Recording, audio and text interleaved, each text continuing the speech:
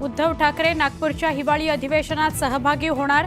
16 आणि 17 डिसेंबरला अधिवेशनात सहभाग घेणार।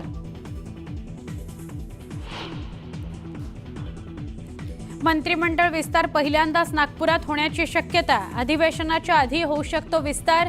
दिल्लीत यादीवर शिक्कामोर्तब।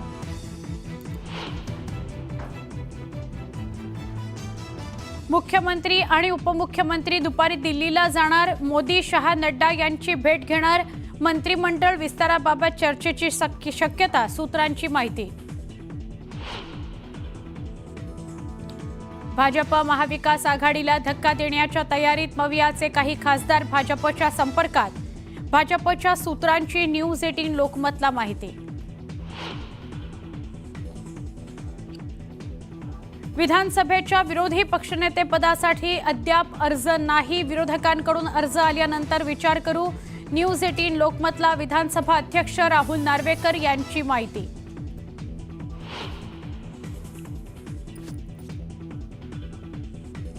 पवारांसंदर्भातील पडळकर आणि खोतांची भाषा फडणवीसांना शोभते का? राऊतांचा सवाल।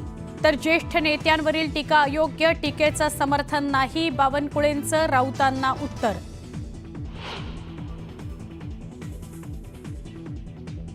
मालेगावातील वोट जिहाद फंडिंग प्रकरण। महाराष्ट्र एटीएस करणार तपास।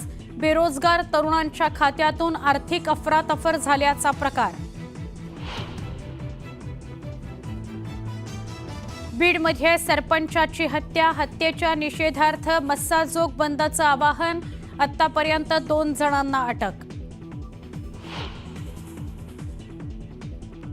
बीडच्या परळीत व्यापाऱ्याचं अपहरण। अपहरणाची घटना सीसीटीव्हीत कैद। खंडणी वसुलीनंतर व्यापाऱ्याची सुटका।